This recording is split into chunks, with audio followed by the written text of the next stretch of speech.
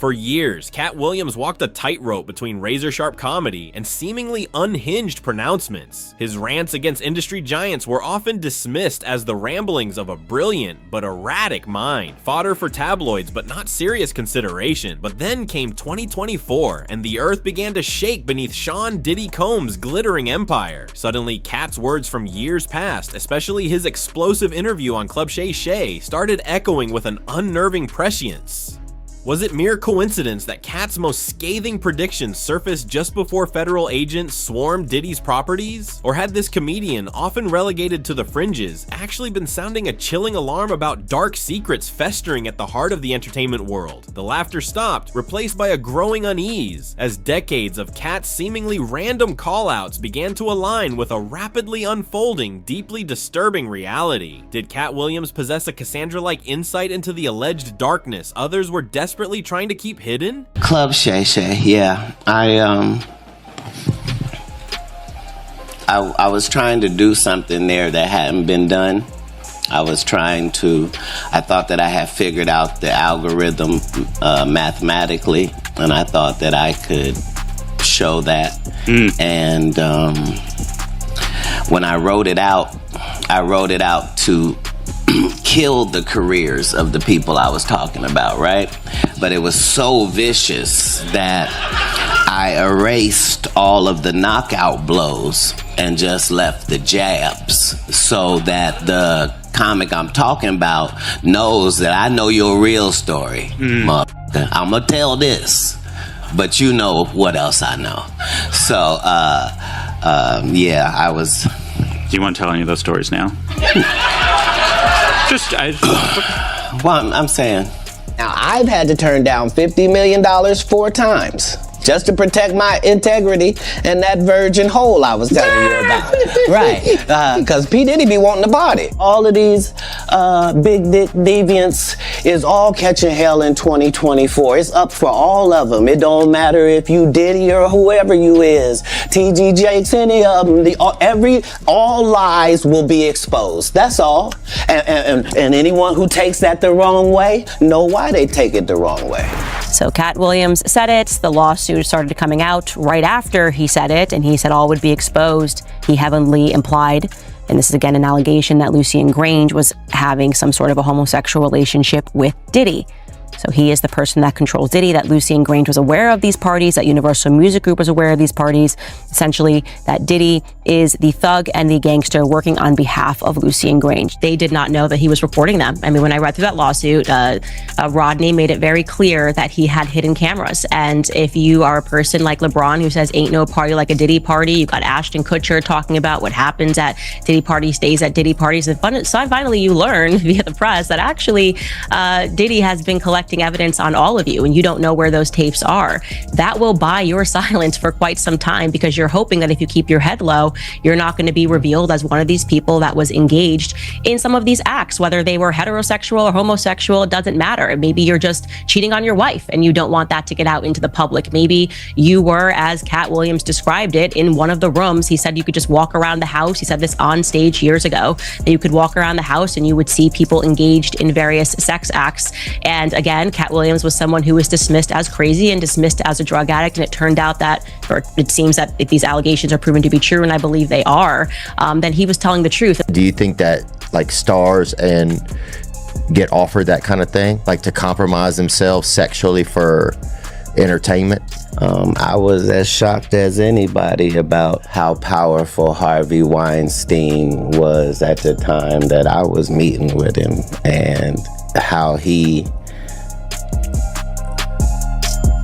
could not be told no.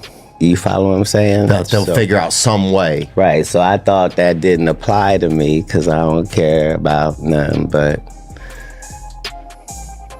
bitches and good business, right? In these scary situations, I don't even leave it up to me. Like, I'm gonna do what the superhero would do in this part of the movie regardless. That's a good way to think about things in general. Katt Williams' appearance on Shannon Sharpe's Club Shay wasn't just an interview, it was a cultural detonation. It racked up views at an astonishing rate, not just for the celebrity gossip, but for the sheer audacity and conviction behind Katt's claims. He spoke with calculated intensity, revealing he had initially written material designed to be career-ending knockout blows for figures like Steve Harvey, Ricky Smiley, and Cedric the Entertainer, but consciously pulled back, leaving only jabs. Why? So they would know he knew their real story, holding the unspoken threat of full exposure like a sword of Damocles. He then dropped the staggering claim of turning down $50 million on 4 separate occasions. The reason? To protect his integrity and, using his now infamous phrase, "that virgin hole I was telling you about," a statement many interpreted as a defiant declaration against alleged industry pressures demanding sexual compromise for advancement, specifically hinting at P. Diddy's notorious parties. This wasn't just talk, it was a pointed accusation aimed directly at the centers of power. And then came the pronouncement that echoed long after the interview ended: P. Diddy be wanting to party. All of these big deviants is all catching hell in 2024. It's up for all of them. All lies will be exposed. At the time, it might have sounded like hyperbole. In retrospect, it felt chillingly prophetic, setting the stage for a cascade of revelations involving names Katt had been dropping for years. I heard that you bought a military base in Alabama. Is that true? A military base? As starving comedians would do. Now, I don't know if you're being truthful or not. Did you really buy one? Yeah, Fort McClellan. Yeah, What? because the reason why like my life works in golf and off the golf course is because I follow instruction well, right? So if I see somebody do a good job, I just want to do a good job. Yeah. I'm gonna follow the example. Yeah. Right? So Tyler Perry got a military base. That's correct. Made it into a movie studio and started making movies. Katt Williams. Bought a military base. Are you making movies? I'm not wearing dresses. Yeah. At what point in Tyler Perry's career was he Samuel L. Jackson or Denzel Washington? Which are the only 2 black men I can think of that never had a dress on. Yeah, but I don't think it's about At one point, it is about that. It is about that because he's the only black man that we already established has $1 billion for making movies. He's the only black man with his own studio, but he's also putting out material where he got a goddamn dress on every year. because Every time you turn around, at every iteration of his success, be it the plays that took over and got him popular, be it the shit that he did on TBS, be it the first movies that he did, be it the movies that he does now. So what is his excuse for doing Madea content now?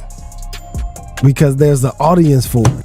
There's an audience for it. There is an There's an audience for it.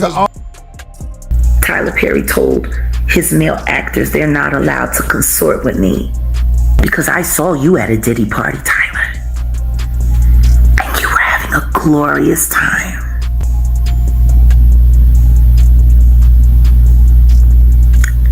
I spent a lot of time in Miami and I snuck around Star Island quite a bit. I know Christian isn't lying, but I need him to tell me what happened to my friends. And I don't care how long it's been since I talked to them, they will always be my friends. Always. Tim and Durrett and Lamont Rucker were not the same after they went on camera with Tyler Perry. Christian, I think you can tell me why. Katt Williams' critiques of Tyler Perry were relentless and often centered on Perry's portrayal of the character Medea, with Katt quipping Perry can't play a man to save his life. He questioned why Perry, a billionaire with his own studio, continued to wear a dress in his films, contrasting him with actors like Denzel Washington or Samuel L. Jackson, who Katt claimed never had to. While this could be seen as artistic criticism or professional rivalry, Katt intertwined it with darker insinuations. He alleged that Perry's meteoric rise wasn't solely the bootstrap story often told. According to Katt, Diddy's team provided crucial behind-the-scenes support in Perry's early days, helping fund his debut films and orchestrate orchestrating vital industry premieres in LA and New York. This paints a picture not of independent success, but of reliance on established power brokers like Diddy. The claim gained sharper focus when Katt asserted on Club Shay that he had personally witnessed Tyler Perry at one of Diddy's notorious Star Island parties, describing him as having a glorious time. He even alleged Perry warned male actors associated with him not to consort with Katt, implying Perry was trying to silence or isolate him, perhaps because of what Katt knew or had seen. The narrative shifts from simple jokes about a dress to suggestions of hidden allegiances and possible attempts to manage information within Diddy's sphere of influence. Smiley, sit here and you said out that mouth, you stole Friday after next, the one I was in. I wish all of America fumbled a bit when that happened. He told everybody, it should have been my role. Everybody on the scene. Why do you think no cast member has ever said anything? He couldn't have played that role like you. I thought he was. Sir, no one, why no, he was with KD? He beat up Terry Crews? Why nobody know this story? And Hollywood has never heard this in 100 years. He was so egregious, I put in my contract that I won't work with Ricky Smiley again unless he's in a dress. Now, what was Ricky Smiley's next movie? Was it First Sunday? Did he wear a dress in it? You bet he did. It's in my contract. That's why I can't let Ricky Smiley say he was supposed to play Money Mike, because I wrote the words for Money Mike. I put in my contract that I won't work with Ricky Smiley again unless he's in a dress. Now, what was Ricky Smiley's next movie? Was it First Sunday? Did he wear a dress in it? You bet he did. It's in my contract. Why would you put that in your contract, Katt? That's where he's a believable actor. Him and Tyler Perry can't play a man to save their life. They play good women, and I believe that the best actor should be in the best role. But when you reported a long time ago that Jamie, that he mysteriously got sick, mysteriously, and we said that allegedly was Diddy. But how do you but when you reported that back then months ago, did you say what was that in your reporting? Yeah, they were saying that Diddy, because Diddy and Jamie Foxx were good friends. And they broke up, they stopped being friends. And no, I'm telling you what they said. They that wait. They that wait on the Lord. All right, y'all, we're gonna wrap up the house. I Googled you to see what are the questions that people are wanting to know. Is Ricky Smiley married? No. Have you ever been married? I was married. Oh, you were? I was married for 12 years. When? Man, I was married back. Did I know you? Back in the 90s. I think we probably had met and had been around each other, but my ex-wife, we are still close. She's a flight attendant for Delta. Oh, okay. And we was married. We was young. And I was married for 12 years. Wow. I had a beautiful, she's beautiful. And y'all broke up after 12 years because? Comic View, I started doing Comic View and them streets started hitting. Oh, no. Ricky Smiley was another frequent target in Katt's comedic crosshairs. Katt traced Smiley's ascent back to Diddy's exclusive Atlanta party scene, invite-only events where access was tightly controlled, serving as crucial networking hubs for aspiring entertainers. Katt suggested Smiley navigated this scene to secure his foothold in radio and television. The criticism escalated dramatically when Katt recounted an alleged incident surrounding the movie Friday After Next. Katt claimed Smiley falsely told people that the role of Money Mike, played iconically by Katt, should have been his. Katt vehemently refuted this, stating he wrote the words for Money Mike. This dispute apparently led to Katt making an extraordinary demand. He put a clause in his contract stating he would never work with Ricky Smiley again unless he's in a dress. When asked why, Katt doubled down, saying Smiley, like Perry, was only believable as an actor when playing a woman. While framed as a commentary on acting ability, this bizarre contractual stipulation resonated with Katt's broader theme of alleged humiliation rituals and power plays within the industry, hinting that certain roles or actions might be demanded as a form of control or leverage, echoing the whispers surrounding Diddy's circle. He pointed out Smiley subsequently appeared in a dress in the movie First Sunday, implying his contractual demand held weight. Jam 25. It's good to see so many funny people together in one room, all wondering the same thing. Is Katt Williams gonna show up? Shit, I'm nervous as hell right now. Oh, he's right there. There he is. I didn't know he was right there, nigga. I would not have said that if I had said that. I'm not used to quiet, introspective Katt Williams. No. But let me ask you this. When have you ever seen this many heavy hitters all together at the same time? In the same room? Yeah. Right.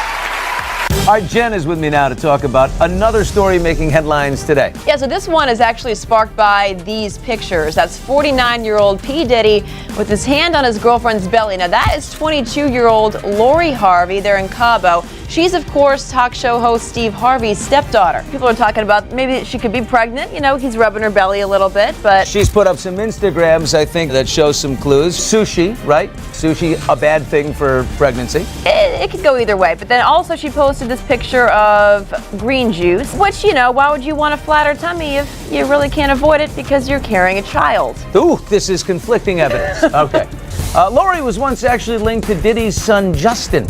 Okay. Okay, so they were together and then engaged a couple years ago to a Dutch soccer player.